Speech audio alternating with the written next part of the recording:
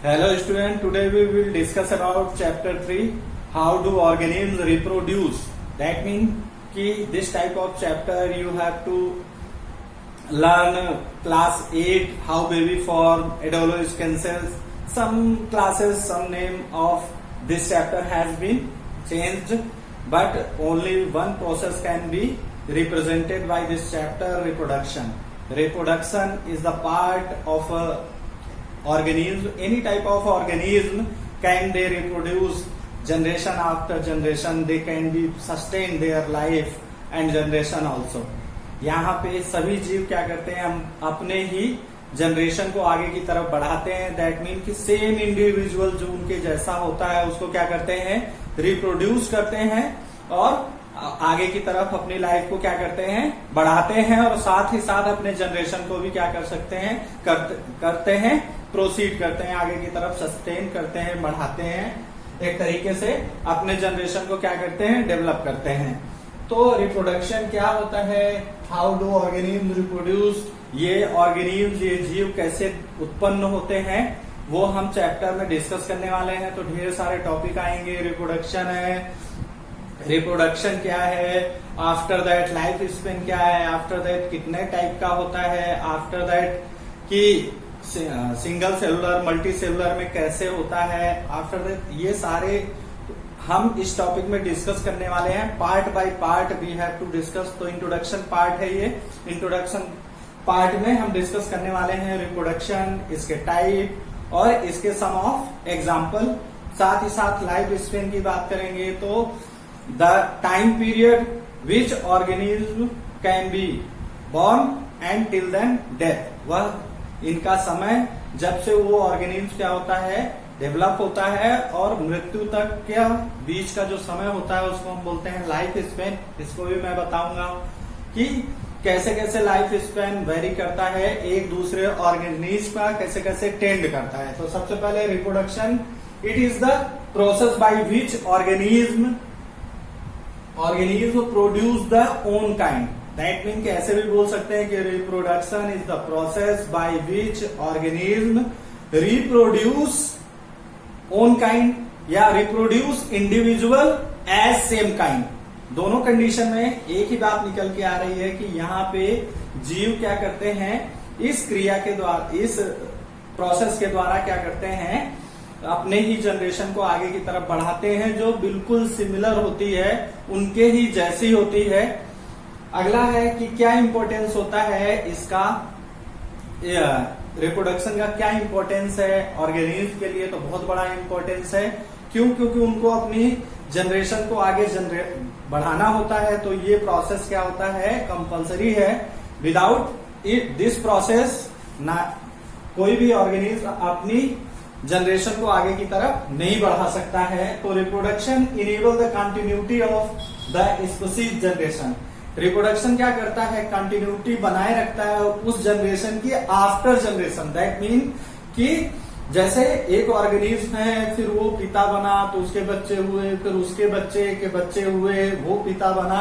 इसी तरीके से वो जनरेशन आगे की तरफ क्या होती चली जाती है, प्रोसीड होती चली जाती है.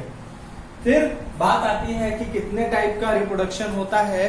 तो रिप्रोडक्शन होता है दो टाइप का. पहला टाइप होता है एसेक्सुअल रिप्रोडक्शन और दूसरा होता है सेक्सुअल रिप्रोडक्शन. एसेक्सुअल रिप्रोडक्शन के बारे में आज हम डिस्कस करेंगे. जैसे ही ये सेक्सुअल रिप्रोडक्शन खत्म हो जाएगा, after that we have to start sexual reproduction. Now asexual reproduction क्या होता है, this is the type of reproduction by which single organism, that mean कि single parent can be produced their own kind. यहाँ पे कोई एक parent ही होगा जो क्या करेगा, अपने जनरेशन को आगे की तरफ बढ़ाएगा. यहाँ पे कोई कपलिंग नहीं हो रही है, कपलिंग अलाउ नहीं है. यहाँ पे सिर्फ एक ही ऑर्गेनिज्म होता है और अपनी जनरेशन को क्या करता है, प्रोसीड करता है, आगे की तरफ बढ़ाता है. This is the type of reproduction by which offspring arise from a single parent. वह प्रोसेस जिसके थ्रू क्या होता है, ऑफ स्प्रिंग, दैट मीन कि यंग वंस जो डेवलप होता है arise from a single parent, जो सिंगल पेरेंट के द्वारा क्या होता है, रिप्रोड्यूस होता है, वो सिंगल पेरेंटली होता है और सेम एज अ काइंड होता है, सेम इंडिविजुअल क्रिएट होता है जो सिमिलर दिखता है अपने माता पिता जैसा। जैसे उसके जनरेशन जहां से उसकी शुरू हुई है, जैसे अमीबा है, तो अमीबा क्या करता है, बाय स्प्लिटिंग बिहेवियर, ये एक अमीबा से 2 अमीबा में कन्वर्ट हो जाता है, न्यूक्लियस इसके डिवाइड हो जाते हैं बाय द स्प्लिटिंग। आपने क्लास 9th में पढ़ा है सेल डिवीजन, तो यहाँ पे जो सेल डिवीजन अलाउ है वो है mitotic cell division, meiosis cell division. तो माइटोटिक सेल डिवीजन किसमें होता है, अमीबा में होता है। जो माइटोटिक सेल डिवीजन में क्या होते हैं, हमें इंडिविजुअल 2 डॉटर सेल मिलती हैं, और जो मियोसिस प्रोसेस होता है उसमें 2 से ज्यादा मिलती है, दैट मीन की 4 डॉटर सेल मिलती हैं या 4 डॉटर सेल हमें मिलती हैं। तो माइटोटिक सेल डिवीजन के थ्रू यहाँ पे 2 डॉटर सेल मिलती हैं। तो हम बोलते हैं कि एसेक्सुअल का सबसे अच्छा अगर कोई एग्जाम्पल है तो वो अमीबा है, जो बाइनरी फिशन के थ्रू क्या करता है, रिप्रोड्यूस होता है by their splitting, they can be reproduce 2 amoebas as a daughter cell.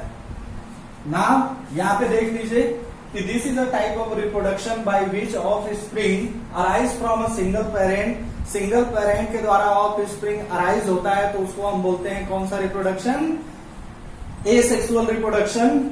अब एसेक्सुअल रिप्रोडक्शन कई टाइप का होता है, many types, that 4 to 5 types का होता है। तो उसमें से पहला जो टाइप है वो है बाइनरी फिशन। अब ये बाइनरी फिशन क्या होता है कि यहाँ पे द पेरेंट सेल डिवाइड और स्प्लिट, या तो डिवाइड होती है या स्प्लिट होती है equally into 2 daughter cell. Binary fission में क्या होता है, यहाँ पे पेरेंट सेल डिवाइड और split into 2 daughter cell, 2 daughter cell में क्या होती है, डिवाइड हो जाती है। तो इसको हम क्या बोलते हैं, बाइनरी फिशन बोलते हैं। द पेरेंट सेल डिवाइड और split equally into 2 daughter cell is called binary fission. For example amoeba. अब यहाँ पे अमीबा का मैंने डायग्राम बना रखा है, इसको देखिए। इसका जो फेस एरिया होता है उसको हम बोलते हैं पैसिडोपोडिया। इसी के सहारे ये चलता भी है और साथ ही साथ इसके ही सहारे ये क्या करता है, फूड को ट्रैप करता है, तो इसको बोलते हैं पैसिडोपोडिया। इसकी जो बॉडी होती है इसको हम बोलते हैं सिस्ट। अब एक अमीबा जैसे ही सेल डिवीजन में जाता है, दैट मीन की रिप्रोडक्शन प्रोसीजर को फॉलो करता है, तो सेकेंड प्रोसीजर में जब जाता है तो उसका जो न्यूक्लियस होता है वो वाइड होने लगता है, दैट मीन के तरीके से स्प्रेड होगा, अपने आप में स्प्रेड होगा। तो जैसे ही यहाँ से माइटोटिक सेल डिवीजन स्टार्ट होगा, यहाँ से सेल डिवीजन स्टार्ट हो रहा है, तो M फेज है ये, और ये G1 फेज है, ये G2 फेज है। तो M फेज में जैसे ही गया तो डिवाइडिंग न्यूक्लियस क्या होने लगे, कॉन्ट्रैक्शन बढ़ने लगा। कॉन्ट्रैक्शन एक तरीके से खिंचाव या सिकुड़न।